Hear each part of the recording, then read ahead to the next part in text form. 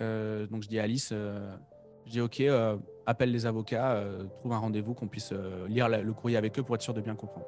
Moi, contrairement à ce qu'on peut imaginer, on pense que je suis visionnaire, beaucoup de monde me le dit, mais moi je suis un vrai maçon. Moi je vois des opportunités. Bienvenue dans Oser réussir, le podcast qui décrypte pour vous et avec vous les coulisses de la réussite d'entrepreneurs qui ont une certaine réussite dans l'entrepreneuriat et dans leur vie. Ce podcast est vraiment là pour vous inspirer, vous permettre de comprendre et de décrypter les coulisses de la réussite pour que vous aussi, vous puissiez déculpabiliser peut-être de vos échecs, déculpabiliser de la lenteur du développement de votre activité ou alors déculpabiliser finalement d'avoir de grandes ambitions et de ne pas vous sentir à votre place. Ce podcast est vraiment là pour vous. Aujourd'hui, j'ai la chance d'interviewer un entrepreneur francophone qui moi m'inspire énormément. Il s'agit de Gérald Faure. Il a une maîtrise du business, il a également un parcours extrêmement inspirant et vous allez découvrir comment on peut gérer une entreprise à plus de 11 millions d'euros de chiffre d'affaires en étant papa de 2 enfants, mari et une personne épanouie. Aujourd'hui, j'espère que cet épisode-là va pouvoir vous inspirer. En attendant, bonne écoute. Salut Gérald. Salut Alexis, comment ça va? Bien et toi? Ben ça va, au top. Ça fait plaisir Bon, d'être c'est de cool. l'autre côté du micro. Tu vois, d'habitude, je suis plutôt la J'avoue. personne qui reçoit. Donc là, C'est vrai. toi qui C'est me vrai que reçois. j'en ai écouté déjà un paquet des épisodes chez toi. Merci d'être là. Alors pour tout le monde, ils savent que j'adore prendre des personnes, et surtout entre guillemets pour moi et pour ma communauté. Toutes les personnes que je prends en interview, c'est vraiment des personnes qui m'inspirent pour multiples raisons. Donc tu en fais partie. Et j'aimerais bien te laisser juste te présenter pour Ouais. voir qu'est-ce que tu vas dire de toi. Et moi, je partagerai peut-être des trucs que je verrai peut-être un peu plus de toi et ça me fera un peu avancer. Ouais, trop cool. Merci de me recevoir, ça me fait super plaisir. On a réussi à trouver un créneau. On a un peu galéré, mais on a réussi, donc ça va. Bah, du coup, alors, se présenter déjà, c'est un exercice qui est pas simple. Tu me mets direct dans les cordes, mais du coup, bah, moi, je dirige une boîte qui s'appelle entreprendre.me. Donc, notre produit le plus connu s'appelle l'incubateur Entreprendre. On fait de l'aide à la création d'entreprise, on accompagne des créateurs d'entreprises dans le développement de leurs projets. Donc ça, c'est le gros, c'est la grosse partie de notre activité, puisqu'on a accompagné presque 8000 entrepreneurs à date là. Et plus récemment, j'ai développé un mastermind, du coup, qui est un peu la suite logique de ce programme-là, où on accompagne les top leaders de l'infoprenariat et du service en France, francophone et en France, puisqu'il y a d'autres masterminds qui sont un peu plus délocalisés. Nous, on est vraiment franco-français. Et donc voilà, le mastermind entreprendre, donc incubateur entreprendre, mastermind entreprendre. Et donc voilà, et à côté de ça, je suis papa de 2 enfants. Je suis marié, et puis j'ai 34 ans, donc je commence à être vieux, mais pas encore assez pour me dire qu'il faut, voilà, voilà. Donc je continue à faire du sport, je continue à faire des trucs. Donc voilà, ça m'occupe pas mal. Pas mal. Très belle présentation. Moi, j'aimerais bien juste rajouter deux trucs. Et je pense que les gens, en tout cas, j'aimerais bien qu'ils l'entendent, mais c'est que quand ils se présentent comme ça, on a l'impression que c'est ultra carré et tout. Mais moi, je pense que Gérald, c'est quelqu'un de très, très sensible et qui fait la qualité de l'entrepreneur. Je pense que c'est un très grand visionnaire et c'est quelqu'un qui est très, très sensible à la fois à l'écoute des autres, à l'écoute du marché, parce qu'il est entrepreneur, et à l'écoute de lui. Alors, peut-être que je me trompe, mais je sens une grande sensibilité, ce qui fait aussi une grande force lorsque je te vois à travers les posts et à travers ton podcast. Il y a vraiment ce truc-là. Je ne sais pas si c'est le fait que tu sois papa, que c'était une vie aussi de famille bien, bien remplie, bien chargée aussi, qui amène ça. Ça, c'est le premier truc que j'aurais partagé. Et le deuxième truc, c'est que moi, je l'ai rencontré, Gérald, je pense, il y a 2 3 ans. On s'est capté une demi-seconde sur une soirée avec Romain Collignon à l'époque. Et c'était une personne qui m'impressionnait énormément. Et j'ai capté qu'en fait, la personne qui m'impressionnait, c'était en fait comment dire, sa légèreté. Et c'est une personne qui paraît calme dans l'apparence, mais on sent que ça bouillonne. On me dit pas souvent ça. Calme, on me l'a jamais dit. Je crois que tu me C'est vrai. ouais, C'était peut-être la fin de la soirée alors. ouais, peut-être ça. Ouais, là, je Non, dois mais être plus voilà. calme. C'est vraiment les deux choses que j'avais envie de partager. Est-ce que tu confirmes? Est-ce que tu ne confirmes pas du tout? Bah, c'est délicat enfin, je suis le plus mal placé pour confirmer ou pas tes mots. En tout cas, merci. Et ouais, je sais pas te dire, je sais pas vraiment te dire. En tout cas, je suis passionné par ce que je fais. Et c'est sûr que voilà, ça c'est ultra central. Et ce que je fais de manière générale. Hmm. Quand c'est faire la fête, je suis passionné par le fait de faire la fête. Et quand c'est entreprendre ou quand c'est m'occuper de mes enfants, c'est vrai que je le fais avec sincérité aussi. Donc ouais, après, je suis un peu mal placé pour te confirmer ça. Et, tu dis que tu avais un business depuis pas mal de temps. Ça fait combien de temps que tu es dans l'entrepreneuriat? Bref, alors j'ai monté ma première activité, je ne vais pas dire boîte parce qu'à l'époque, j'ai fait comme beaucoup de monde, j'étais en auto. Mais Mhm. à 19 ans, en même temps que l'école d'ingé, en Ok. parallèle, je faisais des sites et des applis en freelance. Parce que moi, j'ai été formé à faire du code, à faire de la programmation. Et donc, j'ai commencé comme ça. Et ça a été mon premier business. Et de fil en aiguille, j'ai monté d'autres choses. Je me suis retrouvé à monter des muses. Donc, je ne sais pas si tu vois ce concept de muse qui a été vachement développé par Tim Ferriss. Donc, c'est en gros des sites qui sont des revenus passifs sur Internet. Hmm. La passivité sur Internet, c'est toujours très relatif, hein. Il faut bosser quand même un petit peu dedans. Mais bon. Bien sûr. Donc, j'ai développé pas mal de choses. Ça m'a fait découvrir le e-commerce. Et c'est là où, après, je considère qu'avec le e-commerce, j'ai monté ma première boîte. En gros, c'est à ce moment-là que j'ai commencé à recruter, commencé à avoir des Ok. choix à faire en investissement, voilà, prendre des bureaux, etc., structurer une équipe, déléguer. Donc voilà, mais en gros, là, j'ai 34 ans, je commence à 19 ans et très rapidement, j'ai structuré une boîte, mais ça fait que évoluer. Il y a des moments de respiration aussi où la boîte, elle devient plus petite, elle va moins vite et c'est aussi agréable. Ok. Ça n'a jamais été une croissance continue, du coup? Non, alors comment dire, ça dépend, ça dépend ce qu'on observe. Le business que je fais aujourd'hui, d'aspect, il ne ressemble pas du tout à ce que je faisais quand je faisais du e-commerce, quand j'ai développé un SaaS en e-commerce, ça s'appelait Spicy Checkout. En fait, là aujourd'hui, l'incubateur entreprendre, pour parler que de ce projet-là, Ouais. en fait, ça a des opposés. Il y a un côté, un bootcamp pour former des entrepreneurs. De l'autre côté, c'était un SaaS, donc une appli qui permettait de faire des abonnements sur Shopify.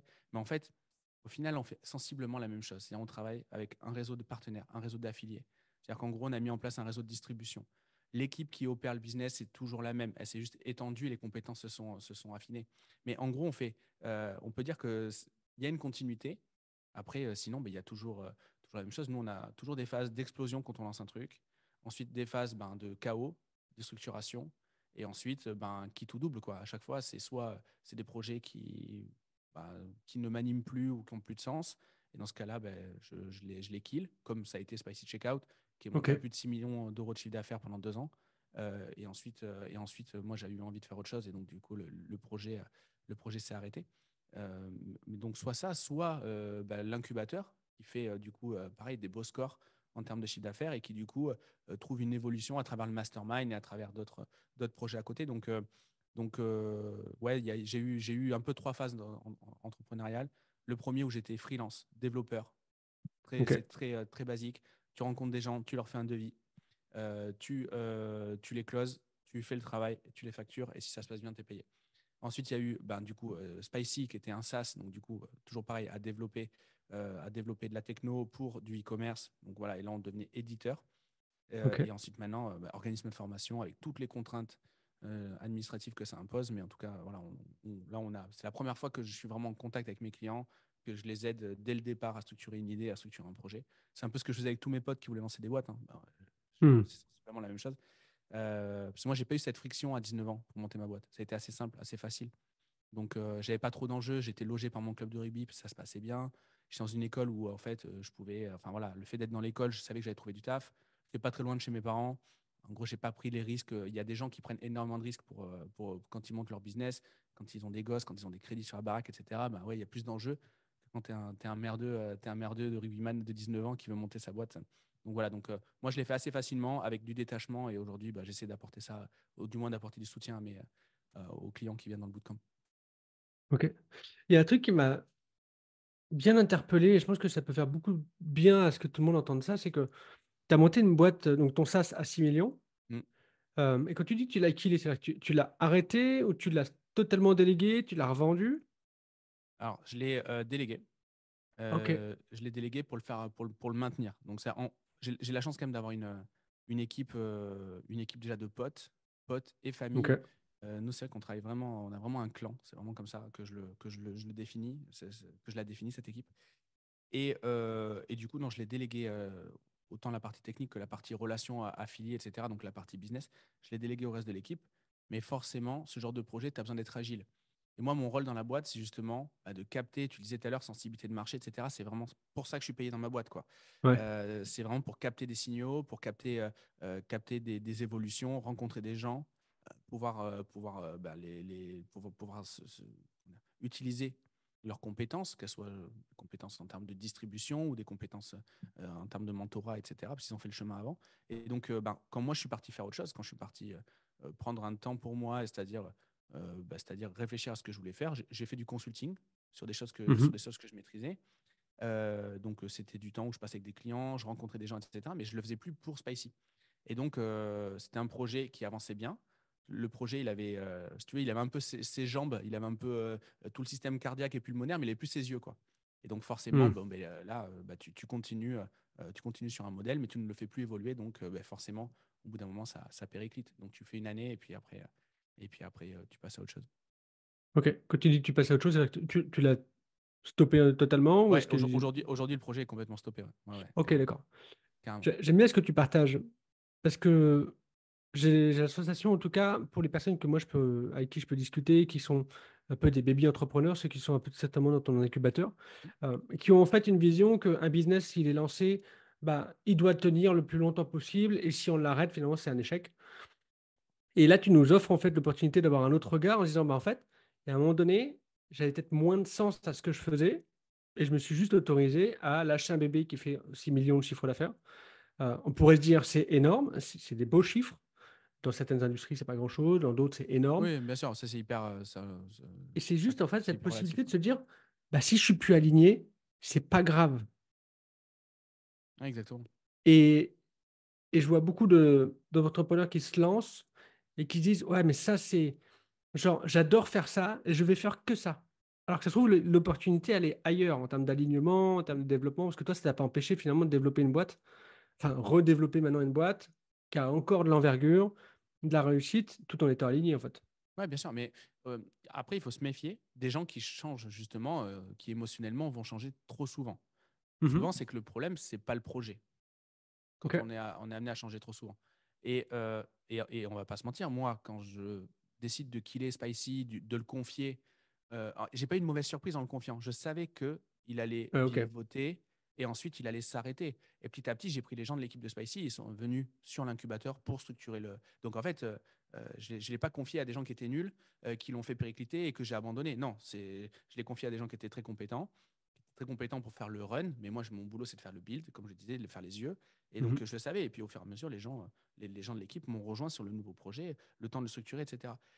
Mais moi, si j'ai arrêté, c'est parce que au moment où je développe Spicy, il y a une opportunité de marché. J'ai pigé un truc que les gens n'ont pas pigé.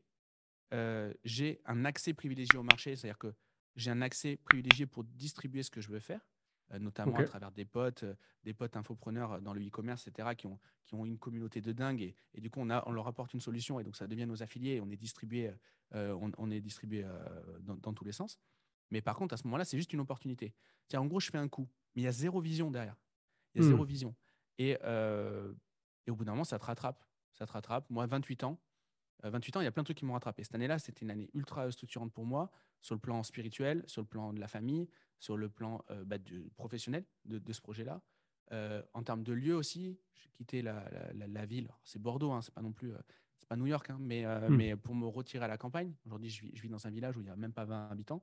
Et toi, cette année 28 ans, ça a été hyper structurant. Et comme il n'y avait pas de vision derrière ce projet-là, c'était juste un coup. Mais un coup, enfin, au bout d'un moment, ça te fait plus, ça t'excite plus, quoi. Et donc, c'est à ce moment-là où j'ai revu ma copie. Je me suis posé. On en parlait en off. On parlait de Romain Collignon en off puisqu'on s'est Ouais. rencontrés on s'est rencontrés dans un de ces événements. Romain m'a beaucoup aidé dans cette transition-là. Et au bout d'un moment, tu te dis, ok, tu veux réaliser quoi? Après, c'est à 28 ans, donc ça va. Et peut-être ça me arrivera plus tard, je sais pas. Là, j'ai l'impression d'avoir trouvé un truc que j'aime. Je suis vraiment, si on voit l'ikigai, je suis vraiment, je crois que pour l'instant, ça me convient bien. Mais je pense qu'il faut accepter que ça bouge. Il faut juste que ça bouge pas trop souvent parce que sinon, on n'arrive pas à tenir un business. Il y a un minimum de résilience à avoir, quoi. Il faut pas être obstiné, mais il faut être résilient. C'est toujours un point de patinage à trouver, quoi. C'est quoi la différence que tu fais pour toi entre la différence entre résilient et Et je me- l'obstination? ouais, c'est ça. Bah, alors, il y a certainement une définition plus juste, mais moi, ce que j'entends à travers ça, c'est l'obstination, c'est malgré les signaux qui sont factuels, je m'obstine, je m'entête, donc Mhm. je ne lâche pas juste pour le fait de ne pas lâcher. Et la résilience, c'est je continue parce que j'ai encore un effort à faire. Je peux me permettre un effort supplémentaire. Et je le fais parce que je veux et parce que le projet le mérite plutôt que parce que je dois. C'est plus comme ça que je le fais. Et c'est plus comme ça que je l'imagine en tout cas. Ok. Et aujourd'hui, donc du coup, tu as l'incubateur, si je vois à peu près la structure que tu as l'incubateur en un, c'est-à-dire les Ouais, personnes qui veulent développer un projet entrepreneurial, mais ils savent peut-être pas trop dans quoi se lancer ou comment le structurer. exactement. Et Ensuite, tu as Vas-y. ensuite, il y a l'accélérateur et ensuite, il y a le mastermind au-dessus. Ok. Et donc, ces trois niveaux de maturité entrepreneuriale. Et dans l'incubateur, ce qu'on voit, c'est des compétences qui peuvent convenir à beaucoup d'entrepreneurs. C'est vraiment des compétences ce qu'on appelle transversales. Donc, on parle de vision, on parle de développement de produits avec des outils comme le Lean, par exemple. On parle de productivité où on apprend les OKR, parce qu'en fait, au départ, il faut quand même Hmm. il faut se mettre une cadence en termes d'opération pour que le projet ait des chances de réussite. Donc, on voit des OKR. On voit viabilité économique. Donc là, en gros, c'est de la compta, hein. On voit structuration juridique. Enfin, voilà, des choses qui sont vraiment qui t'aident vraiment à structurer ton projet pour pouvoir lancer ta boîte en 90 jours. C'est vraiment ça l'intention de Ok. l'incubateur. Et question que je me suis posée là, c'est, tu parles d'entrepreneur, est-ce que tu accompagnes qu'un seul type d'entrepreneur, on va dire, par exemple, infopreneur, ou est-ce que c'est une personne qui veut lancer une boutique ou un commerce physique, tu es en mesure aussi de l'accompagner? Alors, ben, En mesure, oui, mais est-ce que tu le fais? en mesure, je sais pas, parce qu'aujourd'hui, les gens qu'on accompagne, c'est des gens qui. C'est un peu le hasard, enfin le hasard entre guillemets, on attire des gens qui nous ressemblent forcément. Donc, Hmm. c'est des gens qui sont dans trois métiers. C'est des gens qui développent une activité de freelance ou une activité d'agence, comme Ok. ma première phase entrepreneuriale. Des gens qui développent un produit, comme j'ai fait à l'époque de Spicy, ou des Mhm. gens qui vont former ou qui vont coacher, enfin voilà, qui ont une expertise et qui du coup vont faire de l'accompagnement. Et c'est aujourd'hui une phase que je connais aussi. Donc, c'est ces trois typologies de métiers-là qu'on accompagne parce que bah, c'est les métiers qu'on a nous-mêmes réalisés. Et quand je dis nous, on est un peu plus de. Enfin, on est 27 aujourd'hui dans la boîte. L'équipe a toujours été sensiblement la même. Donc, on connaît ces différents métiers. Et demain, accompagner quelqu'un qui monte une boutique dans le centre-ville de Limoges ou d'Aix-en-Provence, je ne vais pas savoir. Moi, tu me parles d'un pas de porte, je sais ce que c'est parce que j'ai des potes qui en ont acheté, mais je suis incapable de dire comment ça se valorise. Tu me parles d'un bail commercial, j'y connais rien, machin. Par contre, si tu me parles de développer un business sur le web, là, j'ai deux, trois trucs à raconter. Ok. Tu as dit que vous étiez 27, c'est ça? En tout, il y a 27 équivalents temps plein, ouais, exactement. Ok. Sauf si c'est indiscret, tu n'es pas obligé de nous le dire, mais ça représente quoi comme chiffre d'affaires pour une entreprise comme la tienne avec 27 personnes? Ouais, alors, il y a 2 ans, on a fait 11 millions, c'était notre plus haut Ok. chiffre d'affaires. L'an dernier, on a fait 6. On a vachement réduit les Mhm. différentes activités. Et on va être sur ce train-là à peu près, toujours aux alentours de 6 millions par an de Ok. chiffre. Et est-ce que 27, c'est beaucoup, pas beaucoup pour ce type de structure? Moi, j'entends, j'analyse aussi des business beaucoup plus gros. Toi, je crois que tu as déjà eu, par exemple, Max Piccinini Mhm. en interview, et qui a beaucoup plus de personnes dans son activité. Il n'a pas non plus le même CA, mais j'ai de l'extérieur, et c'est qu'un point de vue personnel, c'est pas une grosse équipe pour un CA aussi important. Ouais. Bah, alors, nous, déjà, l'équipe, il y a. Alors, est-ce que c'est une grosse équipe ou pas? Je sais pas parce que par rapport à notre activité, je trouve, en tout cas, on a besoin de ces personnes-là. Il y Mhm. a souvent un exercice qu'il faut faire, c'est reimaginer sa boîte, c'est-à-dire tout effacer, enlever tout l'affect qu'on a avec les collaborateurs et dire, OK, si je dois faire le même projet, en fait, j'ai besoin de qui? Donc, en gros, Ok. qui je remets? Je me retrouve sensiblement avec les mêmes personnes. Mhm. Donc, moi, j'ai trois gros enjeux. Sur l'incubateur, j'ai un enjeu juridique parce qu'on est Ok. un organisme de formation, on a des certifications dans tous les sens, on a des contraintes par-dessus la tête, des contraintes qui sont juridiques puisqu'on touche des fonds publics pour de la formation professionnelle, Ok. comme le C'est là que vous êtes CPF, entre ouvert autres, au etc. CPF. Ok, Exactement. d'accord. Donc forcément, ça, c'est une galère de dingue d'un point de vue administratif. On Hmm. comprend, c'est normal, c'est des fonds publics, c'est normal qu'il y ait des enjeux. Donc on a une grosse partie juridique. Ok. Une grosse partie juridique. Ensuite, on a une autre catégorie de collaborateurs, c'est tous ceux qui vont faire les coachings et le suivi, puisque Ok. nous, Ouais. on vend pas des vidéos en ligne. Nous, on fait des bootcamps. Donc, un bootcamp, ça se fait sur Zoom. Ça dure une journée entière. On a un coach qui prend en charge une trentaine, entre 20 et 30 clients et qui va les suivre. Donc là, bah, en fait, Ok. il faut de la ressource puisque bah, c'est comme le coach de l'équipe de foot d'un gamin, quoi. Il prend ses 20 gamins en début d'année, il doit les amener à la fin de la saison, il doit pas en perdre sur la route, quoi. Et il doit les faire évoluer. Donc, c'est vraiment ça. Le coach formateur, voilà, on a un vrai enjeu. Donc, de par la typologie de produits qu'on a, ça demande des ressources. Hmm. Et ensuite, après, on va avoir toutes les fonctions support qui vont être bah, du coup la gestion de nos affiliés. Parce que nous, on est distribué par de l'affiliation.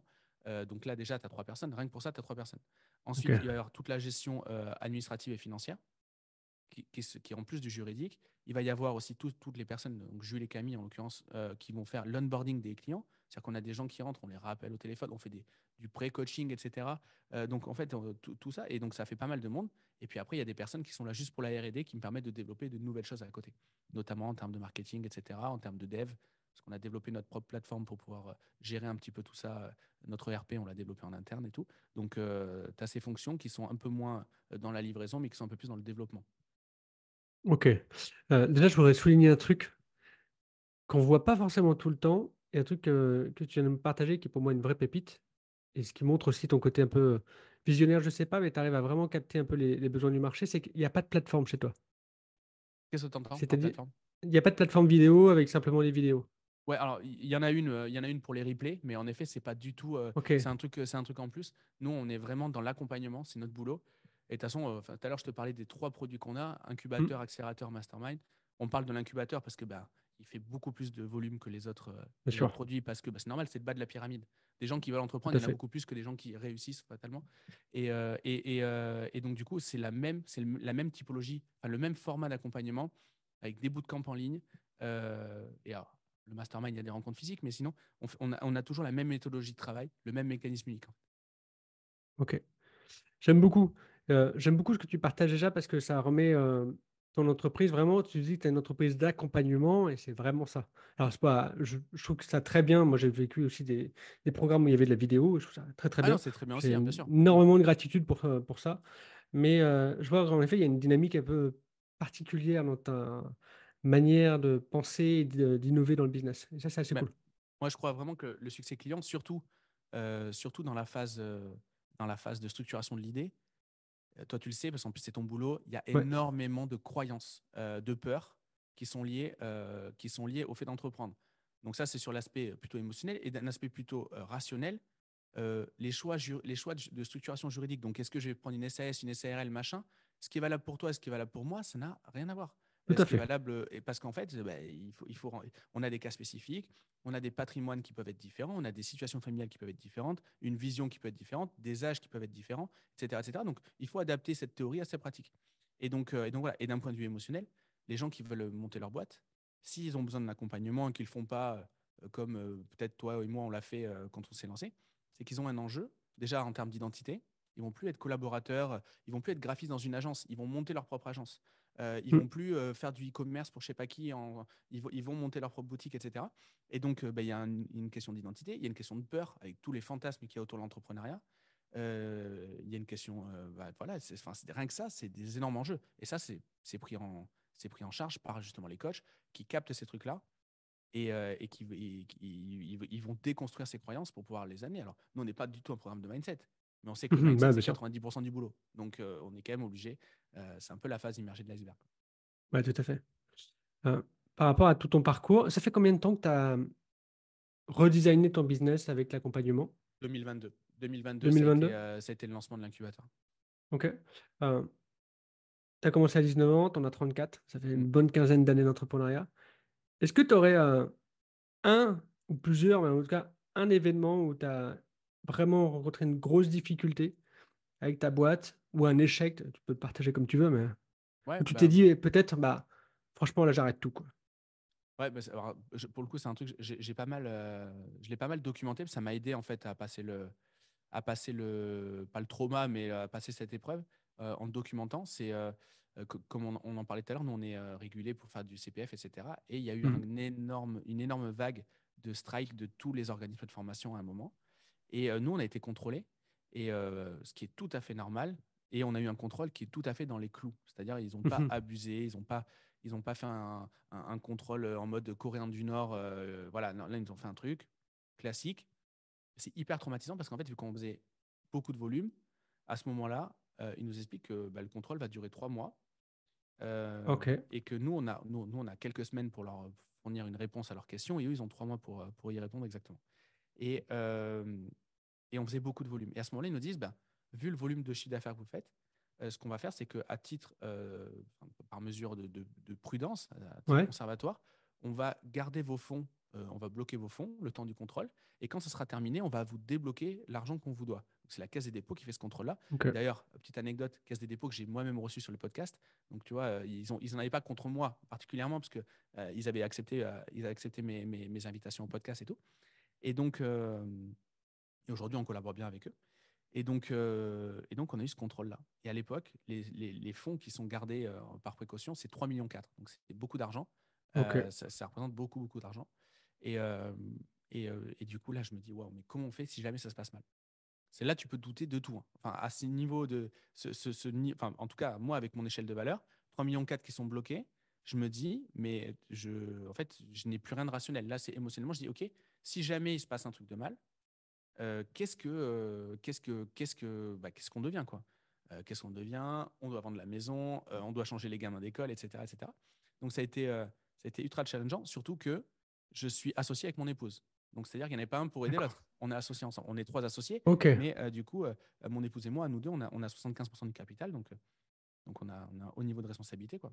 Et ça a un haut niveau d'impact aussi sur notre vie perso. Et donc là, les deux, on était au fond du seau. Et on a répondu.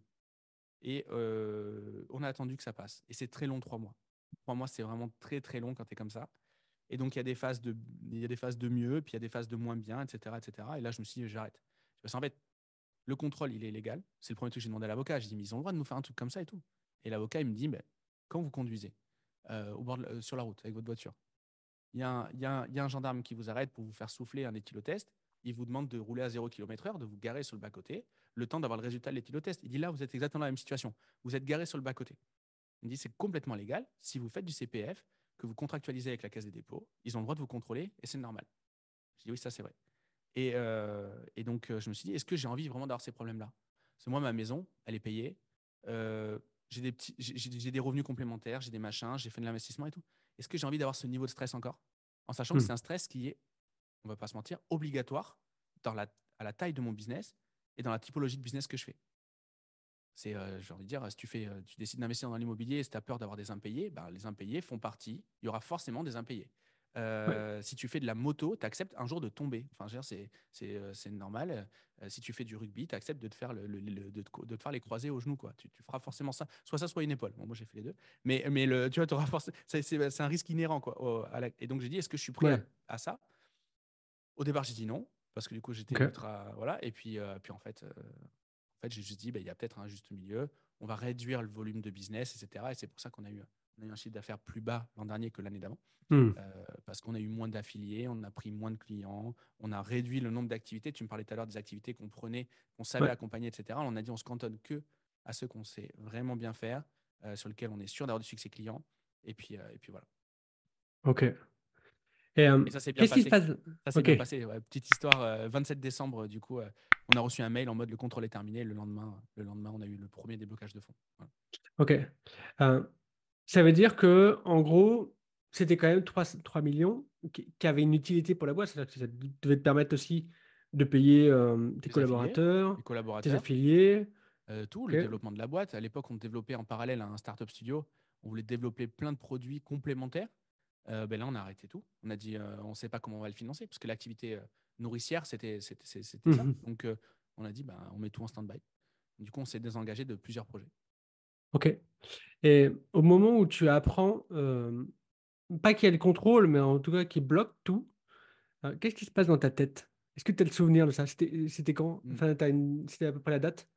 Ouais, c'était fin août, début septembre. Ok. De Euh, cette année, de 2023? Non, non, non, c'était en 2022. Ok, 2022. Mm. Et Et le qu'est-ce projet, qui il se avait passe dans six ta mois. tête? Il avait 6 mois, le Ah, projet. d'accord. C'était hyper récent. Euh, je crois qu'on démarre l'incubateur en mars. Donc, ouais, c'est ça, tu vois. C'est à peu près ça. Ça va être septembre. Et ce qui se passe, c'est que là-dessus, moi, j'ai jamais de. Je prends pas la tête dans les mains en mode putain, qu'est-ce qu'on va devenir. Moi, c'est après ça. Au départ, j'encaisse assez bien ce genre de truc. Et je dis Ok. OK. Donc, je dis à Alice, je dis OK, appelle les avocats, trouve un rendez-vous, qu'on puisse lire le courrier avec eux pour être sûr de bien comprendre. Et voilà, et ça se passe comme ça. Et moi, c'est plutôt les nuits. Les nuits sont assez structurantes en termes de. Ok. Voilà, ça m'aide enfin, ça m'aide à piger les trucs. Mais au départ, non, j'ai pas eu de crise de panique ou quoi. J'ai dit, OK, je vais avoir le maximum d'infos, je vais être sûr de bien comprendre. Moi, je veux mesurer mon risque à chaque fois. Donc, c'est ce Ok. qu'on a fait. J'ai- J'adore ce que tu partages parce qu'en fait, il y a vraiment un moment donné où, ok, tu reçois l'information et tu as une sorte de petit pas en arrière en disant, ok, avant de tomber dans l'émotionnel ou autre, je veux savoir tout et comprendre tout avant de me dire, bon, bah là, on arrête tout ou en effet, on a peut-être fait une erreur ou autre. Il y a vraiment Ouais, cette dimension très rationnelle dans ce que tu partages. ouais, c'est facile après coup, hein, forcément, de te raconter une belle Ouais, histoire. bien Mais sûr. pour le coup, c'est vraiment passé comme ça. Mais ah, comme je t'ai dit, après, quand je pige le truc, que je dors dessus, et puis surtout, moi, le gros truc, c'est que moi, je suis un mec de l'action. Quand on me dit pendant 3 mois, tu vas rien faire, là, c'est là Mhm. où je cogite, et je cogite, j'ai une boucle infinie, mais qui tend pas vers le bon, hein, qui tend vraiment vers le mauvais, et j'ai pas de nouvelles informations dans l'équation. Donc, du coup, je m'imagine plein de trucs, et je m'imagine des trucs sur les trucs que j'ai imaginés, et donc, tu imagines la boucle infernale, quoi. Donc voilà, moi, normalement, je suis un mec de l'action. Ça se passe pas bien, je perds un client, on me paye pas, je sais pas quoi. Bon, mais je vais en chercher un autre de suite. Je vais solutionner le truc, je vais créer du mouvement. Là, je ne pouvais rien faire. Et ça, c'est le pire. Ok. Ok. Et il y a eu d'autres épisodes comme ça dans ta carrière? Parce que là, on parle de, en gros, 2022. Ouais, non, Est-ce qu'avant, tu en as eu aussi? non, bah après, la fin de Spicy, c'était un peu pénible aussi, mais rien de comparable. On a eu des fonds de bloqués aussi par des organismes de paiement et tout, mais ça, c'est assez Mhm. inhérent aussi au business Internet, mais au business e-commerce et au business Internet Ok. de manière générale. Mais non, non, j'ai jamais eu de trucs comme ça. Des contrôles fiscaux, on en a tout le temps sur les différentes boîtes. Ça, on n'a jamais été Ok. retoqué de rien, mais ça aussi, pareil, le premier, il fait un peu chaud. Voilà, mais après, tu dis, c'est bon, j'ai compris comment ça marche. Tu sais, de toute façon, tu sais ce que tu as fait. Tu sais s'il y a des trucs sur lesquels tu es moyen, s'il y a des frais Mhm. sur lesquels tu as abusé, du machin. En l'occurrence, moi, je suis plutôt tranquille parce que je suis très bien accompagné là-dessus. Donc là-dessus, non, des coups de chaud, il y en a eu, mais pas à ce niveau-là. Ok. Et il n'y a jamais une fois où tu t'as dit à ta chérie, écoute, on arrête tout. Bah, cette fois Cette fois-là, ouais. du contrôle, ouais, c'était vraiment le seul. Ok. C'est le gros truc, ouais. Qu'est-ce que tu en retires de ça, de cette Je- période-là? Ouais, sur la réaction que j'ai eue, ce que j'en tire, c'est que c'est pas tout blanc, tout noir. C'est-à-dire, je me suis dit, j'arrête tout, ça me gonfle. J'étais même prêt à Mhm. repartir consultant. J'ai une opportunité pour être consultant dans une belle boîte en plus. Je repars là. Je dis, ma maison, elle est payée. Enfin, j'ai pas besoin de grand-chose. Ouais, alors ça sera plus les mêmes vacances, ça sera plus les mêmes bagnoles, ça sera plus les mêmes trucs, mais en fait, j'en ai rien à foutre. Donc voilà, je le fais parce que je me pose pas de questions, mais le jour où j'aurai à me poser des questions, je serai pas en deuil de ça. Ça, c'est Mhm. clair. Donc, je me suis dit, ouais, ça, je suis prêt à repartir consultant. Et en fait, il y a un entre-deux. C'est pas, j'ai forcément ces galères ou j'ai pas du tout de galère. Je peux choisir mon niveau de galère. Et donc voilà, ce côté manichéen, je l'ai un peu moins depuis cette période-là. Et donc, Ok. je pense que ça a au moins servi à ça, à minima. Ok. Ça, c'est cool. Déjà, merci pour le partage. Avec plaisir, merci. Parce que ça va permettre à beaucoup de personnes aussi de relativiser, de se dire que on voit des grosses boîtes et des entrepreneurs qui ont du succès, en tout cas. Et on s'imagine que tout est beau, tout est rose. La preuve est que. Alors, je pose cette question-là à tout le monde et j'ai la même réponse à tout le monde, de la part de tout le monde. Ils ont tous connu des grosses galères, au point où ils se sont dit, bon, je raccroche. Euh, mais en fait, c'est vraiment. Moi, j'ai tendance à dire que tout est éphémère. Et c'est la preuve que c'est le cas. Et c'est pour partager aussi à toutes les personnes peut-être qui pensent se lancer, qui veulent oser réussir et oser en fait se lancer dans l'entrepreneuriat ou aller à un step d'après. Bah, en fait, c'est normal ce que vous vivez. C'est pas normal dans le sens où vous méritez de le vivre. C'est juste que dans le parcours entrepreneurial, il y a un moment que ce soit des petits ou des gros challenges qui vont vous arriver. Ouais, et Et moi, je crois beaucoup tu sais, au fait que, quand tu dis le mot challenge, ça me parle parce que je crois beaucoup, enfin, sur le côté spirituel, moi, je crois qu'en fait, tout est. J'ai tendance à croire qu'on vit un peu, tu sais, un peu seul, un peu en mode simulation, et qu'en fait, tout mhm, ce qui nous arrive est un challenge pour voir comment on réagit. Donc, une rencontre, quelque chose de bien, quelque chose de moins bien, un drame, etc. Et donc, travailler sa réaction, c'est un truc, enfin, c'est observer ses réactions, c'est un truc que je trouve passionnant. Mais il y a des choses, des fois, qui me mettent dans un état de nerf, mais incroyable, alors qu'en fait, de l'extérieur, ça a l'air plutôt soft. Il y a d'autres trucs sur lesquels il peut y avoir plus d'enjeux et où je vais être comme un ouf, et où je vais être complètement passif. Ça va glisser. Et ce côté choisir ses réactions, une fois qu'on a pigé ça, je pense qu'on a pigé pas mal de trucs. ok. Ouais, super tips. J'espère que tout le monde pourra le noter. Hmm. Petite question pour toi, c'est, tu disais tout à l'heure que tu avais une facilité, entre guillemets, pour voir, pas les failles du marché, mais les choses qui peuvent arriver, les choses dont le marché a besoin, en tout cas. Comment tu t'y prends, toi, quand tu vois des... Par exemple, tu as vu, pas une opportunité, mais une évolution de marché de la formation, et toi, tu t'es senti beaucoup plus aligné à ce moment-là, là-dedans.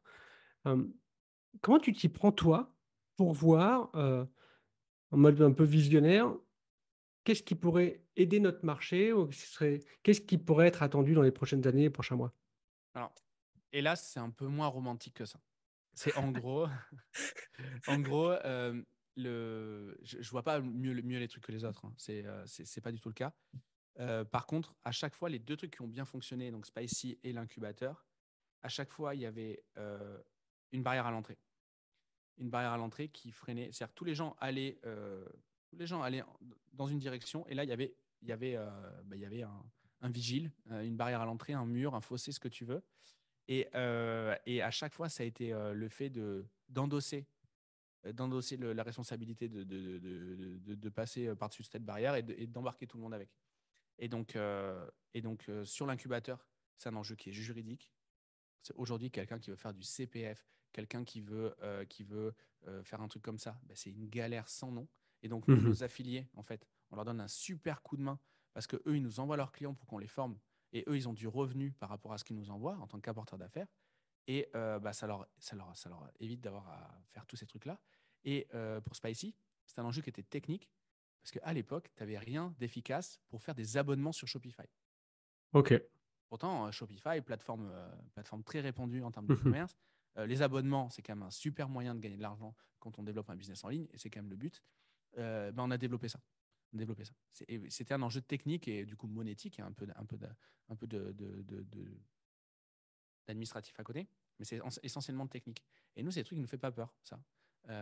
C'est des trucs ça nous fait absolument pas peur. Et donc, à chaque fois, c'est ça. C'est ce dont tout le monde a besoin, avec une micro-barrière à enjamber. Et donc voilà, c'est surtout ça. C'est le point commun, en tout cas, de ces deux choses-là. Et dans l'incubateur, ce qui nous a permis, en fait, d'avoir les résultats qu'on a, c'est pas le format du produit. Parce qu'en fait, on pourrait faire un bootcamp et qui fonctionne pas, en fait, nous, on fait quasiment 100 personnes par semaine. Donc, c'est quand même pas mal de Ah volume ouais. en termes d'accueil du client et tout. Mhm. Et, euh, et on pourrait, voilà, enfin, ce qui nous permet, en fait, d'avoir ce succès-là, c'est pas notre produit, c'est notre distribution. Évidemment, la distribution, elle s'appuie sur un produit qui est bon, sinon ça ne marcherait pas. On a un NPS de 4,8 sur 5, on est très content. C'est le taux de recommandation. Mhm.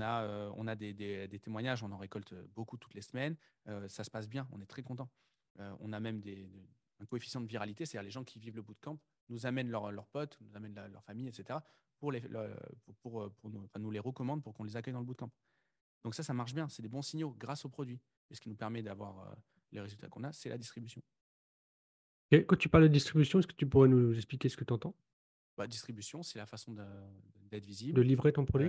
Ouais, non, non, surtout la façon de le diffuser. D'accord. De le C'est diffuser. quoi c'est quoi votre manière de diffuser votre produit aujourd'hui? Aujourd'hui, de l'affiliation. On travaille avec C'est que de l'affiliation. ouais, on fait quasiment que de l'affiliation. Alors évidemment, il y a des gens, il y a des gens qui viennent par mes propres réseaux sociaux, etc., Hmm. qui envoient un message et qui rejoignent le bootcamp. Et voilà, mais on est aussi maqué avec des affiliés qui, eux, vont avoir du volume, qui vont avoir un marketing sur des compétences métiers. Et nous, on va les former aux compétences entrepreneuriales. Donc, on se greffe à leurs produits, on bundleise avec leurs propres produits. Ok.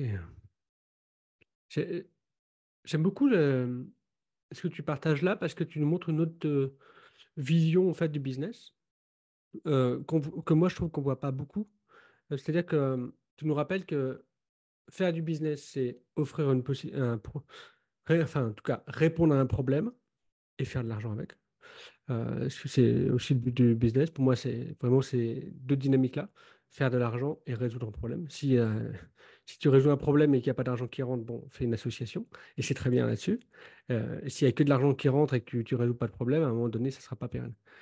Et, et tu nous partages en fait juste qu'il n'y a pas une seule manière de trouver un moyen de tracter de nouveaux clients, qui est par exemple les ads ou l'organique. Mais en fait, tu as une multitude de manières. Ce qu'il faut juste, c'est de trouver quelque chose qui match et qui rende service à ton entreprise et aux personnes avec qui tu peux travailler. Ouais, c'est ça. Moi, je vois on dit souvent B2B ou B2C. Donc, je m'adresse à des business ou je m'adresse à des clients. Mhm, Moi, c'est du B2B2C. Tous mes business sont comme ça. Et tu vois, la distribution, c'est vraiment le truc sur lequel, une fois que j'ai un positionnement qui est clair, d'ailleurs, c'est cette méthode-là, c'est ce qu'on enseigne, nous, dans nos programmes. Une fois que j'ai un positionnement qui est clair, c'est-à-dire, je sais qui va être mon client, je sais mhm, quel va être mon mécanisme, comment je vais l'aider. Donc, en l'occurrence, moi, c'est un bootcamp. Je sais quel problème il vit. Je sais comment il en parle, etc. etc. Voilà, j'ai mon positionnement. Ce que je vais chercher derrière, c'est un levier pour justement parler de ce positionnement au plus grand nombre. Tu as le mastermind, donc, qui est mon produit le plus haut dans ma pyramide. mhm. Euh, Tous les vendredis, on a un Servoco. On a donc un Zoom où on a tout le monde, on fait des hot seats, voilà, on se réunit. Il y a tous les vendredis une story qui part, qui tag les 50 membres du mastermind. Donc il y a 40 entreprises, mais vu qu'il y a des paires d'associés, ça nous fait à peu près 50 personnes. Mhm. Ces personnes-là, elles ont toutes entre 10 et 100 000 personnes sur Instagram. Ouais, Si elles repartagent, c'est comme ça que j'ai de la visibilité. Et moi, mon mastermind, je l'ai rempli comme ça. Donc à chaque fois, c'est comment je peux avoir de la viralité, comment je peux avoir une distribution qui est vertueuse. Pour moi, c'est la ok. clé d'un business. Une fois, et ça n'empêche pas d'avoir un positionnement qui est clair. Il faut être, tu sais, c'est pas parce que tu roules vite que tu conduis bien. Bon, voilà, il Oui, faut avoir c'est des vrai. bonnes bases en conduite, mais si tu peux rouler plus vite, bah, le business, il est plus gros. Donc moi, mes business, c'est toujours du B2B aussi. Ok, canon. Euh, j'ai une autre question, j'ai l'impression que tu as eu une croissance fulgurante, mais enfin fulgurante, après on met le mot comme on veut derrière, mais euh, tu sais gérer des business avec des gros chiffres d'affaires et du personnel. C'est quoi les conseils que tu donnerais à des personnes qui commencent par exemple à passer de 10 à 50 cas par mois ou de 10 à 100 cas par mois? C'est quoi, par exemple, les quatre impératifs pour toi qui permettraient d'avoir un business viable avec cette croissance-là? Bah, déjà, quelqu'un qui vient de passer les 10 000 de chiffre d'affaires en service, enfin, avec une expertise, que ce soit une Mhm, expertise qui va être diffusée à travers de la formation ou une expertise qui va être distribuée avec de la prestation de service. Dès qu'on passe ce cap-là, on rentre dans une phase où on ne va pas pouvoir faire et l'architecte et le maçon. Il va falloir des gens qui pensent le business et d'autres qui le réalisent. Moi, contrairement à ce qu'on peut imaginer, on pense que je suis visionnaire, beaucoup de monde me le dit, mais moi, je suis un vrai maçon. ok, Moi, je vois des opportunités, mais je suis meilleur maçon que meilleur architecte. ok, Euh, Parce que je suis un technicien, parce que j'aime mettre les mains dedans, etc. etc. Mais donc, du coup, la différence qui va se passer à partir des 10 cas de chiffre d'affaires à peu près, alors ça peut arriver à 9, ça peut arriver à 15, mais on a compris ouais, bien l'idée, sûr. c'est qu'il va falloir séparer ces deux entités-là pour avoir on va être beaucoup moins dans le fait de capter de nouvelles choses et de réagir à un marché, mais de réagir à des opportunités. Ça va être un sujet je ne dois pas démonter ce qui existe déjà, donc Mhm, je dois continuer à faire le run, je dois continuer à encaisser mes clients, je dois continuer à distribuer mon expertise, etc. Mais je dois aussi penser à la suite si je continue à scaler. Après, je peux m'arrêter là aussi, hein. C'est très bien un business qui fait 10 cas par ouais, mois. C'est très, très bien. Euh, et si je veux aller plus loin, ben, dans ce cas-là, je dois penser à l'après. Mais c'est pas parce que je pense à l'après que je quitte enfin, mhm, voilà, que je quitte tout et que je me retrouve déstabilisé. Parce que l'après, logiquement, les choix qu'on fait, ils sont plus ambitieux. S'ils sont plus ambitieux, il y a plus de risques en face. Parce que risque-reward, logiquement, s'il y a un gros potentiel, il y a le risque inhérent qui va en face. Donc, je vais avoir besoin du chiffre d'affaires, je vais avoir besoin de consolider, je vais avoir besoin de sortir du résultat dans l'activité historique qui m'a permis de faire ces premiers 10K. Ok. Et donc, tout l'enjeu, il est là, de faire du build, d'aller chercher de nouvelles. Voilà, tu vois. Quand les Espagnols décident de conquérir l'Amérique, ou du moins d'aller trouver un truc de l'autre côté de l'océan, ils sont très sereins sur leur capacité. Voilà, ils vont pas perdre l'Espagne pour aller chercher l'Amérique, tu vois. Ils sont très sereins sur leur capacité à défendre leur terre natale. Et ils vont pas juste explorer, ça n'existe pas. Sinon, qui va à la chasse perd sa passe, tu vois. Et donc c'est tout l'enjeu, il est là, je pense. Ok. Et du coup, c'est-à-dire quoi? C'est-à-dire, sur le principe, tu recrutes un bras droit Ouais. ou tu. Ok. Bah, soit un bras droit, soit un explorateur. Soit tu prends quelqu'un Ok. qui va faire de la R&D, c'est possible. Soit tu prends quelqu'un qui va appliquer les playbooks que toi tu as mis en place pour faire ses premiers 10K. Donc soit il garde la forteresse, soit il va explorer de nouvelles contrées. Ah. C'est à voir. Mais par contre, prendre quelqu'un. Alors moi, je suis plutôt d'avis de prendre quelqu'un qui sait gérer la forteresse pour aller nous-mêmes explorer de nouvelles contrées, je pense. Mhm. Euh, pour deux raisons. Déjà parce que c'est kiffant d'aller voir de nouvelles contrées. Déjà le premier, c'est non négligeable. Et en plus parce que on a tellement géré la forteresse, on connaît tellement notre playbook. Notre playbook, c'est la façon dont fonctionne notre boîte, qui peut être Ouais. rédigée sur une page. Voilà.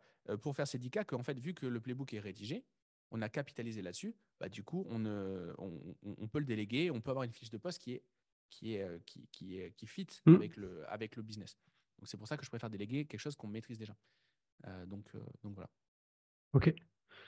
C'est assez intéressant parce qu'en fait, en gros, quand on est dans une sorte de croissance fulgurante, ou qu'en tout cas on l'envisage, il y a une structuration de délivrabilité de ton produit, déjà, pour être sûr que finalement la fondation que tu as créée, elle soit pérenne dans le temps. Mm. Je sais pas si tu as l'habitude de faire 10, 20K tous les mois, bah, l'idée c'est que ça continue même si tu es moins présent.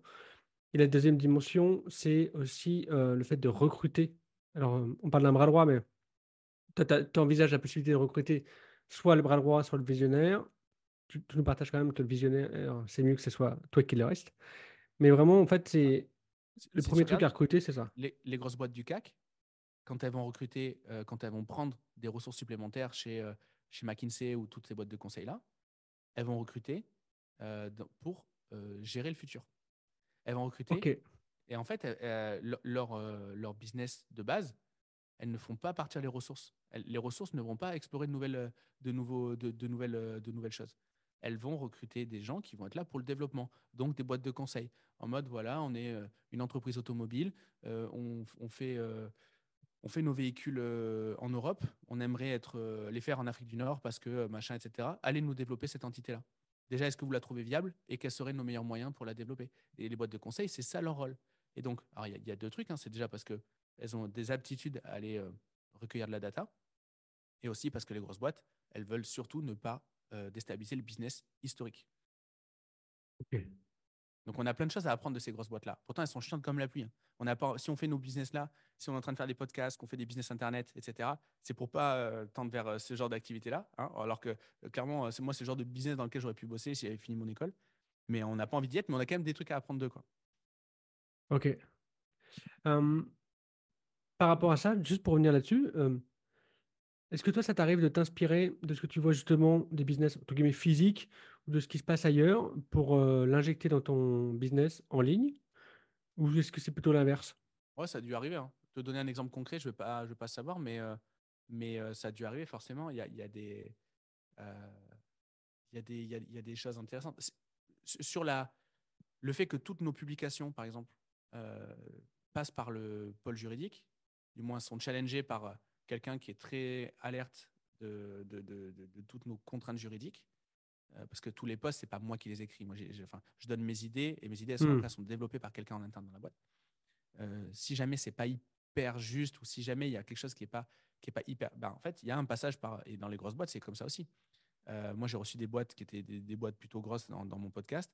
Bah, tu discutes avec le fondateur et à côté, tu es responsable de la com et qui a des grosses notions de juridique. Donc, ces trucs-là, ouais, ça, on a sur le côté le côté compliance, on s'inspire un peu des grosses boîtes. Mais c'est parce que notre business est tellement. Enfin, notre business, il est chiant. C'est-à-dire, on fait du juridique toute la journée avec le CPF, Hmm. avec les histoires de monétique, etc. Donc, on n'a pas le choix d'être ultra carré là-dessus. Ok. Tu parles de ton podcast.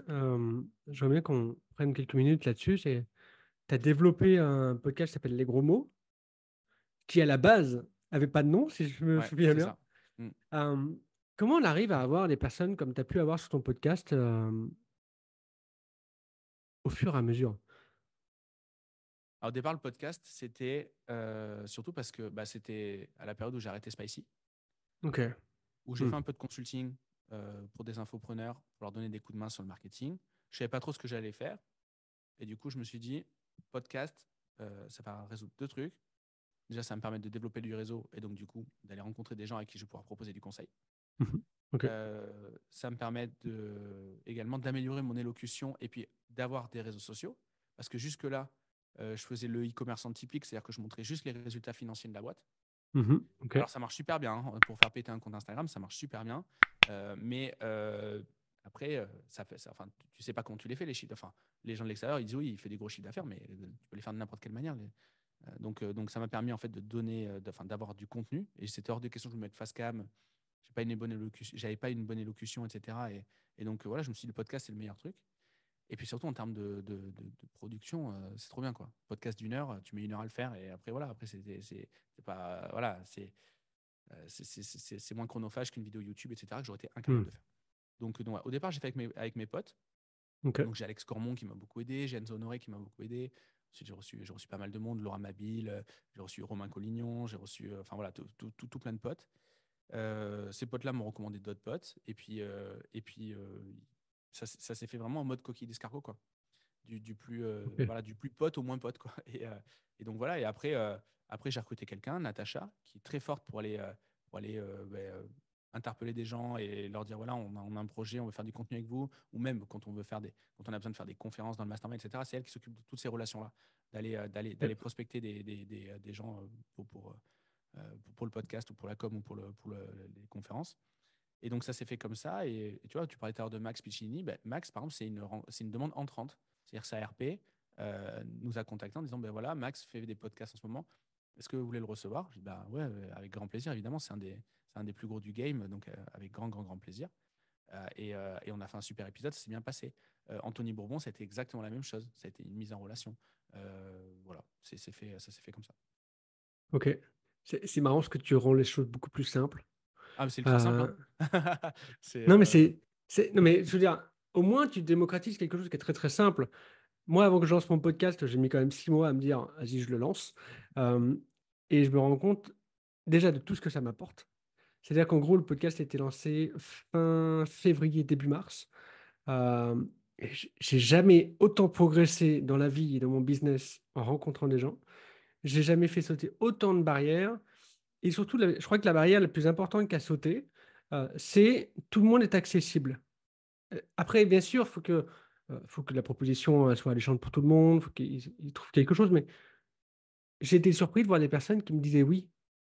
oui, Parce mais que j'avais la ouais. croyance, parce que j'avais vraiment la croyance que, ah non, un petit podcast, il vient de se lancer. Moi, je suis pas forcément connu sur le web. En tout cas, pas autant que toi, ça c'est sûr. Et je me suis dit, mais pourquoi pas? Et au fur et à mesure que je demande, bah, il y a des personnes qui me répondent pas encore parce que je sais que je suis pas forcément très, très visible et je tombe certainement dans les spams. Mais je me rends compte qu'en fait, on rencontre un maximum de personnes et ça casse un peu les barrières entre guillemets, il y en a qui sont inaccessibles.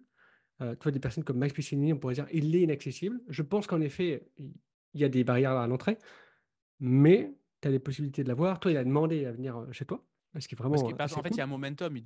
À ce moment-là, il sortait, enfin, Hmm. il relançait une grosse phase de marketing, etc. Anthony Bourbon, c'était au moment où il lançait Blast. Donc, Ok. tu vois, Ah, ok. c'est comme ça. J'ai eu les gars de Mime. Du coup, bon, il y en a un des deux qui est un Hmm. super pote, Gaspard, qui est un ami intime. Donc, forcément, c'est plus simple. Mais c'est parce ils étaient dans une phase où ils allaient lever des fonds, où ils avaient des choses, voilà, ils allaient s'internationaliser, etc. Donc, forcément, ils viennent parce que bah, ils ont un calendrier. Mais en fait, c'est le meilleur moyen de développer son réseau, c'est le podcast. Et au départ, moi, je disais, Ça, je l'ai dit que en off, tu vois, je te donne je sais pas si d'ailleurs je devrais le dire, mais je me suis dit, le podcast, je le fais pas pour les gens qui écoutent, je le fais pour les gens que j'interviewe, quoi. Ok. Et je me suis dit, déjà, ça a m'aidé, moi, à m'améliorer à titre perso, donc ça, c'est gagné. Même s'il y a 3 écoutes, c'est pas grave, parce que j'aurais quand même enregistré, j'aurais quand même diffusé. J'aurais osé poster, parce que moi, j'avais ce sujet-là aussi au départ, alors que maintenant, je poste n'importe quoi. Mais du coup, il y avait ça. Et puis, en fait, je me suis dit, je fais grossir mon réseau comme ça. Il y a des gens que j'ai eu sur le podcast qui sont devenus après mes affiliés, qui sont devenus clients du mastermind. Je pense à Nico et Alice de WP Chef. Ils sont venus sur le podcast parce qu'on était concurrents sur une formation et on avait fait un truc sur la concurrence. On avait fait un épisode sur la concurrence. En mode, on voit le business différent. Donc en fait, il n'y a pas de concurrence, il n'y a que des partenariats. C'était un peu ça la conclusion du podcast. Et quand j'ai lancé le mastermind, j'envoie un WhatsApp à Nico. Je dis, ah, je lance un mastermind, tu viens. Il me dit, OK, c'est quand, tu vois. Genre, c'est tout. Et du coup, ça fait du business. Ils sont là depuis un an. Et donc, ben, du coup, je peux te dire exactement combien m'a rapporté ce podcast-là, parce que c'est le chiffre d'affaires qu'ils ont dépensé chez moi. Et même si c'était rien passé, j'aurais pu, moi, enfin, de prendre des prestations chez eux, former mes Hmm. collaborateurs, etc. Enfin, ça aurait pu être dans l'autre sens. Euh, Enzo, Alec Henry m'ont permis de recruter une partie de mon équipe aussi dans leur communauté, parce que quand j'ai eu besoin, ils ont diffusé. Enfin, c'est vraiment le retour sur investissement du podcast, il est vraiment exponentiel. Il est imprédictible, mais il est exponentiel. Ok.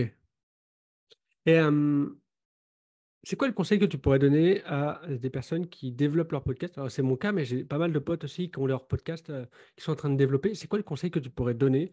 Un conseil, peut-être le plus simple possible, celui que tu aurais bien aimé entendre avant. Alors, avec le contexte actuel du podcast où il y en a beaucoup, Ouais, moi, je pense qu'il faut vraiment trouver son élément différenciant. Il faut vraiment ok. trouver son truc.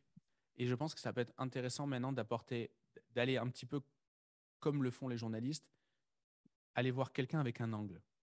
Parce que les podcasts trop storytelling, je pense qu'il y en a beaucoup. On a beaucoup soupé. Ok. Ensuite, l'angle, c'est pas forcément d'aller picoler devant un podcast, parce que ça, tout le monde l'a fait aussi. D'aller boire des cocktails et de picoler pour faire dire n'importe quoi aux gens. Donc moi, j'en ai fait, j'ai été invité, d'ailleurs, c'était très cool. Voilà, ça c'est bien, mais c'est pas un angle différenciant. Ça peut être intéressant d'y aller avec un angle. Moi, par exemple, en ce moment, je retourne une série de podcasts qui ne parlent que de souveraineté, mais pas la souveraineté en mode politicienne, tu vois, reprise par des partis, etc. Moi, je parle pas de ça. Je parle de souveraineté individuelle, tu vois. C'est-à-dire mieux, enfin, avoir du. Moi, je crois beaucoup à la ruralité, le fait de vivre à la campagne. Je suis catholique et j'en parle beaucoup, donc je parle de ça. Le fait de faire du sport, le fait d'avoir des enfants, le fait de se marier. Enfin, en tout cas, moi, c'est des choses qui résonnent en moi. Le fait d'avoir des business. Ben, tous les prochains épisodes que je tourne sont autour de la souveraineté. Je ne vais pas y aller en mode storytelling, je vais amener un angle. Et donc, je pense que ça, c'est bien, parce que du coup, les personnes sont de plus en plus sollicitées pour des podcasts. Et entre X demandes, ça va être Hmm. arbitré comment? Ça va être arbitré par bah, déjà le niveau de relation qu'on a avec la personne qui nous invite, et Ouais. après la visibilité qu'il va apporter. Et aussi la qualité de production, ça compte. Parce que maintenant, il y a beaucoup de contenus qui sont repris pour faire des réels, etc. Il y a des gens qui acceptent des interviews juste pour Ouais. pouvoir reprendre les rushs et faire des réels. Donc voilà. Et donc, mais s'il y a un angle, ben, ok, ben viens, on parle aujourd'hui de l'entrepreneuriat, en plus c'est notre cas tous les deux, l'entrepreneuriat en étant père de famille. Boum, Ouais. ça c'est un angle, tu vois. Enfin, c'est pas un angle qui est extraordinaire, mais c'est un angle. Et donc du coup, ben, comparé à d'autres sollicitations, celle-ci elle va un peu plus me taper dans l'œil et j'aurais peut-être plus tendance à l'accepter. En parlant de l'entrepreneuriat en tant que père de famille, comment tu fais alors moi, je suis papa d'un petit bébé de 17 mois. Euh, donc, c'est des choses à gérer qui sont pas forcément très simples quand tu as une boîte. Comment toi, tu gères une boîte donc qui fait entre 5 et 10 millions, ça dépend comment tu développes ton entreprise, avec 2 enfants. J'ai cru voir que c'était 7 et 9 ans. Alors Donc, c'est c'est 6 ans et 10 ans, tu es presque. OK. Comment on développe une boîte en étant papa? Une boîte, pas dire comme la tienne, mais comment on développe une boîte quand on est papa? C'est quoi tes tips? Alors aujourd'hui c'est beaucoup plus simple parce que bah, j'ai la chance d'être bien accompagné. Déjà j'ai pas fait un enfant tout seul, enfin j'ai pas fait des enfants tout seul. Et j'ai la chance d'avoir quelqu'un à la maison aussi qui est là à temps plein, donc qui est là pour nous aider en Ok. mode gouvernante, enfin une gouvernante, quoi.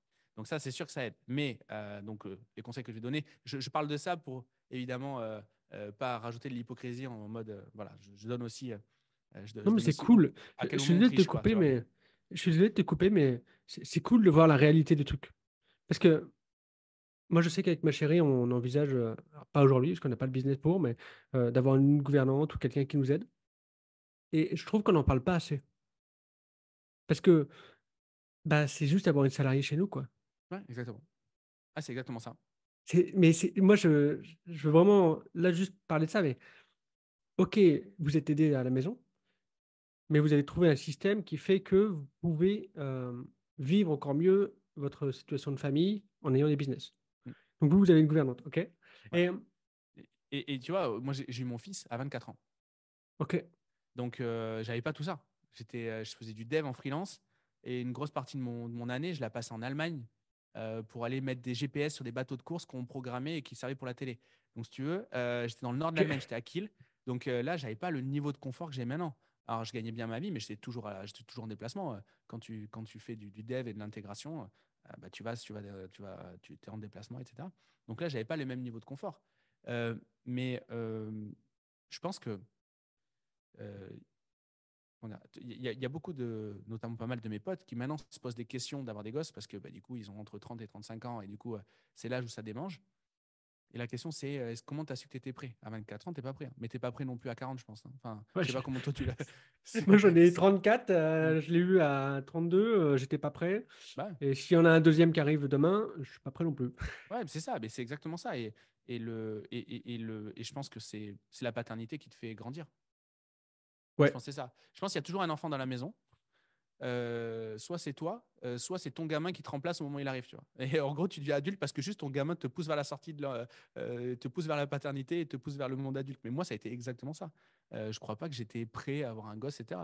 Pourtant, ils sont bien éduqués, ils manquent de rien, etc. Donc, je pense pas les avoir mal élevés et mal le faire. Mais en tout cas, je pense vraiment que c'est eux qui m'ont sorti de l'âge de l'enfance, de la période de l'enfance. Parce qu'ils ont dit non. Voilà. Et je pense vraiment que tu te construis avec la paternité. Donc, ça se fait, euh, ça se fait hyper bien, ça se fait ultra simplement. Et puis, il faut se faire confiance parce que c'est quand même, malgré ce que plein de monde raconte, et on reste des animaux. Et du coup, tu te rends vraiment compte quand tu deviens parent. On est des putains de mammifères, et qu'on le veuille ou non. Ça plaît pas à plein de gens voilà, qui disent que du coup, on instrumentalise, enfin, on cantonne la femme, par exemple, à son statut de mammifère, mais l'homme aussi, enfin, là, on est des mammifères, ouais. qu'on veuille ou non. Et c'est génial, en fait. C'est génial, ce côté animal. Tu peux pas se tromper. T'as ton gamin qui arrive, tu as 24 piges, moi, je suis le dernier de 5. J'ai jamais vu de petits. Enfin, les enfants, moi, je les voyais au supermarché dans les poussettes des autres, mais jamais eu de petits cousins, de petits Hmm, frères, de petits trucs. Et donc, tu dois changer une couche, tu dois faire un bib. Bah, tu te débrouilles, en fait, hein. C'est pas ouf le premier coup. T'en faut un peu partout. Mais en fait, ça marche, quoi. Au bout de quelques fois, ça fonctionne. Donc, moi, je crois qu'il faut se faire confiance, il faut y aller. Et donc, développer le business, bah, c'est pareil. On bosse un peu plus tard le soir, on prend du temps. Et moi, aujourd'hui, malgré bah, l'équipe, le business, tout ce qu'il faut faire, bah, moi, je bosse pas le mercredi pour être qu'avec les enfants. ok, Donc, je fais 2 jours en début de semaine, 2 jours en fin de semaine. Et quand j'ai des déplacements, bah, il m'arrive de partir une semaine à Paris. Bah, ça, c'est la contrainte, entre guillemets. Bah, c'est que le mardi soir, je rentre à Bordeaux et je repars le jeudi matin. Et donc, du coup, ok. ouais, je fais l'aller-retour. Donc, Ouais, mais c'est cool. mais c'est comme ça, c'est partie du truc. Et surtout, j'essaie de m'y tenir. Et il y a des moments où je suis plus performant que d'autres. Il y a des moments où je suis médiocre et il y a des moments où je suis très bon. Bah, c'est comme dans tout. Et il faut accepter de ne pas aussi avoir le truc parfait tout le temps. Il y a des soirs, tu n'as pas spécialement envie de faire la lecture parce que tu as une journée de merde. Et il y a d'autres moments, tu dis, bah, tu sais quoi, aujourd'hui, c'est cool. Ce qu'on va faire, c'est que je vais t'amener à l'école et puis machin. Et puis bon, je viens te chercher plus tôt et je sais pas quoi. Parce que ça se passe bien, tu peux prendre plus de temps et être un peu plus formidable, un peu plus, tu sais, comme on Hmm, l'imagine, tu vois, le papa parfait. Et il y a des moments où tu es médiocre et puis c'est normal, ça fait partie, comme dans le couple, hein. Des moments où on est très bon et des moments où on est très nul. Bah, il faut accepter. trop cool. Merci vraiment pour ce partage. Et du coup, je pense qu'un jour, j'ai vu passer un podcast il y a quelques jours sur le sujet de la paternité, non? Avec Peut-être. toi. Il y a eu, alors, il y a du contenu qui ressort en ce moment, Ah mais ouais, j'ai fait des épisodes chez David Bonhomme c'est ça. sur un podcast qui J'ai vu passer s'appelle un truc. Papa, Patron, Pèlerin et qui parle, donc on parle de religion, on parle de paternité, on parle de business. Ouais, c'est exactement. Ok. Super Et, podcast. euh, et je trouve que on n'en parle pas assez de toutes les personnes qui sont parents et businessmen. Peu importe l'ampleur du business, je pense que quand tu gères un business, de toute façon, c'est des contraintes. C'est pas les mêmes en fonction du niveau de business, mais c'est des contraintes. Et être On a le parent, même niveau de stress, hein, dans tous les cas. ok. C'est ça, C'est- c'était ma dernière question, en fait, du coup, ce podcast. Ça change quoi euh, dans la vie pour toi d'avoir un business qui fait plusieurs millions comparé à ce que tu aurais pu faire au tout début, à tes débuts? Ça t'a changé quoi dans la vie? Alors, pareil, je vais essayer d'être le moins hypocrite possible. Forcément, c'est plus agréable d'avoir un business où tu sais que tu vas pouvoir te payer. Ok.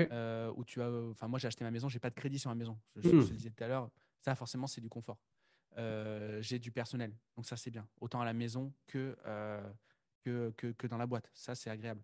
Euh, Ça, c'est cool. Mais par contre, tu as le niveau d'emmerde inhérente, comme on disait tout à l'heure. C'est-à-dire que Ok. si demain il y a un problème, bah, c'est pas juste je repars à faire des sites web, je repars à les mettre, je repars en Allemagne faire du consulting. C'est que du coup, j'ai 27 personnes, donc par extension 50, si tu mets les conjoints, les Bah oui. enfants, entre ceux qui en ont et ceux qui en ont pas, qui comptent sur la boîte pour payer le loyer et remplir le frigo. Donc là, ouais, donc c'est très cool sur le plan personnel, mais il y a la responsabilité qui va avec. Moi, je suis OK avec ça. Et à certains moments, ça me gonfle. J'aimerais avoir une structure plus légère, être plus light et tout. Puis à d'autres moments, je suis très fier. Et voilà. Et puis j'oscille toujours entre ces deux pôles-là. Et puis voilà. Sinon oui, c'est mieux de pouvoir revenir, ça c'est clair. Et en ce moment, ça se passe bien. En ce moment, j'ai vraiment trouvé le point d'équilibre entre mon confort et le niveau de Ok. stress. Tu vois. Donc, il évolue évidemment. Il y a des moments où j'ai plus envie de scaler, donc je suis prêt à accepter plus de stress. Puis d'autres, je me dis, tranquille, tranquille, on doit s'écouter, on ralentit un peu pour pas sortir de la route. Quoi. Et voilà. Donc, forcément, c'est cool. Mais il y a toujours, il y a toujours de la monnaie, tu vois. Il faut toujours rendre un peu, quoi. T'as toujours Ouais. des responsabilités inhérentes à la taille du business. Je te dis merci pour cette sincérité, pour enlever et faire tomber un fantasme de toutes les personnes qui se disent faut que je développe mon business parce que ce sera plus simple après et j'aurai moins de stress. En Ce sera le fait, même. non, Ouais, ce ce sera sera le le même. même. C'est là que pour toutes les personnes qui veulent développer leur business et ils se disent ça sera plus de stress. Non, en fait, vous êtes prêts. Peut-être qu'il y a des choses à travailler, peut-être qu'il faut vous fassiez accompagner ou discuter avec d'autres personnes qui ont déjà vécu ça. Mais en gros, le niveau de stress, c'est le même. C'est peut-être pas les mêmes enjeux, mais en tout cas, c'est le même job, c'est ça? Ouais, exactement. Pour moi, ça fait écho à la conversation qu'on avait juste avant sur la Hmm. paternité. Dans tout cas, des emmerdes, il va y en avoir. Il y a des moments où on va être très fort, des moments où on va être médiocre.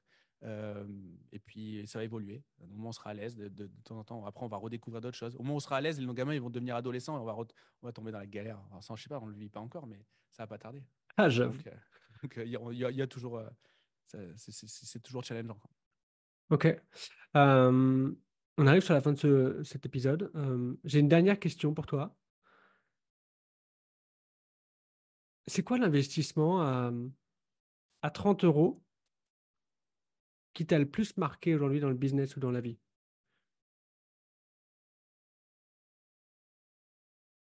C'est une très bonne question.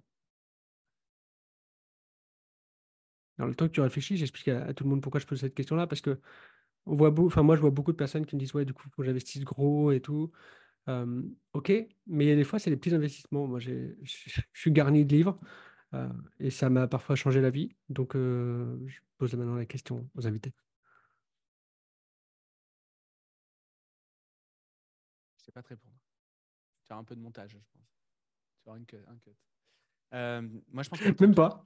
Ah ouais, même pas. Ben, moi, tu vois, l'idée que j'avais, elle est un peu con-con, mais euh, je pense que avec 30 euros, je peux me prendre un abonnement Netflix pour 1 ou 2 mois et découvrir et m'ouvrir au monde. Il y a des reportages de dingue. Quand je te dis Netflix, ça peut être autre chose. Hein. Ouais, bien sûr. Ça peut être, enfin, tu vois. Et je pense qu'aujourd'hui, l'info déjà, elle est partout. Et déjà avec 30 balles sur Netflix, bah ça y est, j'ai trouvé mon angle. Ça y est, c'est bon. On va Vas-y. pouvoir. Peut-être ça fera un super post LinkedIn en plus. Avec 30 balles, pour voir ton comportement, tu les mets chez Netflix, tu prends un abonnement Netflix et tu observes ce que tu vas regarder. Soit tu vas regarder The Big Bang Theory ou je sais pas quoi, ou un truc comme ça, que j'adore d'ailleurs, mais tu passes ton temps à faire ça. Soit tu vas découvrir des trucs qui vont te permettre de comprendre la finance, de comprendre l'histoire, de comprendre comment fonctionne une famille, de comprendre comment vivent les gens qui sont dans d'autres contextes, etc. Donc, soit tu vas voir la série reportage et documentaire, soit tu vas voir les trucs débiles de Taxi 5 et je sais pas quoi. Et je pense déjà, on apprend pas mal de choses en regardant comment on consomme. Donc là, en plus, avec l'historique de Netflix, ça peut être hyper intéressant. Et en plus, l'information, elle est partout. Donc en fait, il n'y a pas besoin de dépenser beaucoup aussi pour avoir des informations, s'ouvrir au monde et découvrir de nouvelles choses. Donc voilà. Ah, c'est cool. Ça, c'est cool parce que je m'y attendais pas du tout. Et non, mais des fois, les gens disent, ouais, un bouquin et tout. Mais là, au moins, ça me permet d'avoir un angle totalement différent et vous rendre compte de ce que vous pouvez faire avec 30 euros. Mais rien que YouTube en gratuit, c'est incroyable. Ah, c'est clair. Je le bouffe YouTube tous en, les jours. ah ouais, YouTube en gratuit. YouTube en gratuit. Et après c'est qu'est-ce qu'on en fait? Est-ce qu'on continue Hmm. est-ce qu'on est dans l'infobésité? Est-ce qu'on est dans l'action? Est-ce que dès que je vois une pub, je clique dessus et du coup je suis défocus? Est-ce que j'arrive à me concentrer? Est-ce que je vais de branche en branche, je déroule mon truc? Est-ce que je vais vraiment creuser les sujets? Ou est-ce que je reste en Hmm. surface? Je pense que c'est vraiment là que se fait la différence, quoi. Sur le fait de creuser les sujets, ne pas rester en surface et être focus sur un objectif. Moi, je me passionne pour des trucs complètement random. Je peux avoir des lubies pendant 6 mois sur des trucs complètement random et je creuse le truc et j'adore faire ça. Donc, je pense qu'il faut avoir ce niveau de curiosité. Trop bien. Je vais te laisser le mot de la fin. Si tu avais un truc à partager à la communauté ou à des personnes qui sont entrepreneurs, un truc que tu aurais peut-être aimé savoir avant, c'est quoi? Non, bah déjà te remercier, c'est trop cool d'avoir pu passer ce temps ensemble et c'était très agréable. Merci de m'avoir écrit et du coup, je pense que le mot de la fin, ça va être ça. C'est en gros, développer des choses, aller discuter, lancer du contenu, aller partager. Et c'est trop cool et on a plein de points communs. On a plein de points communs quand on rencontre des gens. Nous, c'est en l'occurrence, on a les enfants, on entreprend soi-même, Ouais, on a les enfants, etc. Ça fait déjà un sujet pour casser la distance quand on se connaît pas trop et tout. Ça fait des points communs et puis ça fait des sujets de conversation dans un podcast. Et, euh, ouais. et c'est simple, c'est facile et c'est trop cool. Donc j'ai envie de dire, si je dois donner un conseil, c'est aux gens de faire exactement la même chose que ce que toi tu as fait là et ce que moi je fais de mon côté pour développer nos réseaux respectifs et nos business. Trop cool.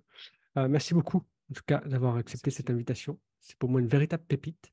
On va laisser tout le monde ici. N'hésitez pas à vous abonner ici, à mettre 5 étoiles pour les personnes qui ont été jusqu'au bout. Et si vous voulez récupérer les informations sur Gérald, je mettrai tout dans le descriptif et de toute façon, je partagerai toutes les informations nécessaires le concernant. Les amis, merci beaucoup et à très vite. Merci. Si tu fais partie des personnes qui ont vraiment kiffé ce podcast et qui sont arrivées jusqu'au bout, je vais t'inviter à faire une chose. Dis-nous en commentaire qu'est-ce que tu retiens de ce podcast et n'hésite pas à faire deux choses, mettre 5 étoiles sur la plateforme de ton choix. Si tu es sur YouTube, n'hésite pas à mettre un pouce en l'air et dernière chose, tu as pu profiter de cette interview, peut-être que tu as un ami à toi ou un proche qui aurait besoin de l'écouter aussi. Donc moi, ce que je t'invite à faire, c'est de lui partager, que ce soit en mode podcast ou sur YouTube. Je pense que c'est la meilleure chose que tu puisses faire. En tout cas, une petite action peut changer de grande vie. Ciao.